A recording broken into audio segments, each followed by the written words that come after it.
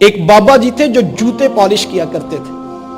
تو ایک نوجوان ان کے پاس بیٹھ گیا اور کہنے لگا کہ بابا جی ایک بات تو بتائیں. کہا بیٹا پوچھو کیا ہے. کہا یہ بتائیں کہ آپ کو رب کا قرب کیسے ملا. تو وہ درویش کہنے لگا کہ بیٹا مجھے تو یوں ہی جوتے پالش کرتے کرتے رب بھی مل گیا, اس کا رسول بھی مل گیا. تو کہا جی یہ بھی کوئی راستہ ہے اس کو پانے کا. لوگوں نے تو اتنی محنتیں کی, ریاضتیں کی, عبادات, مسلسل مجاہدے کرتے رہے, اور آپ کہتے ہیں کہ جوتے پالش کرنے سے رب مل جاتا ہے. تو وہ بابا جی کہنے لگے بیٹا وہ جو اصول قانون ضابطے ہیں نا وہ اپنی جگہ پہ ہے, میں ان کی نفی نہیں کرتا.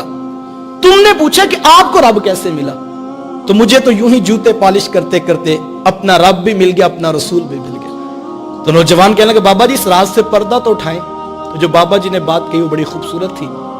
وہ بابا جی کہنے لگے بیٹا میں جب بھی کسی شخص کا جوتا پالش کیا کرتا تو اسے خوب ایمانداری, محنت, اخلاص سے اس کو خوب چمکا کے پالش کرتا, اس لیے کہ اس نے 2 آنے مجھے دینے ہوتے تھے.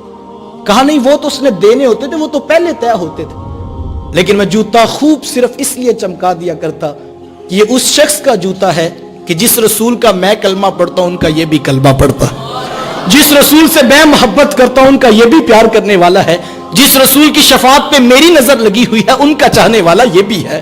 میرے رب کو یہ میری ادا اتنی پسند آئی, اس نے اپنا قرب بھی عطا کر دی, اپنے محبوب کا قرب بھی عطا کر دی. حضور کی نسبت کا احترام پیدا کرنے کا مزاج پیدا کریں. ہم بڑے عجیب لوگ ہیں, کاش ہم اس بات کے اوپر کھڑے ہو جائیں. اور یہ اتنا خوبصورت وظیفہ ہے.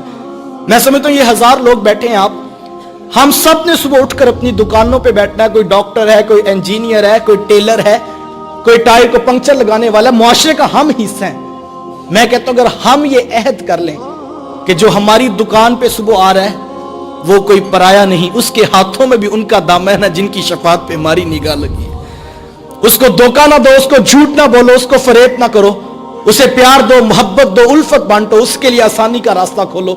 یہ اتنا خوبصورت وظیفہ ہے, یہ اتنا پیارا وظیفہ ہے کہ اس وظیفے کی اتنی برکت ہے, اتنی برکت ہے. اس کو ایک مرتبہ کر کے تو دیکھیں.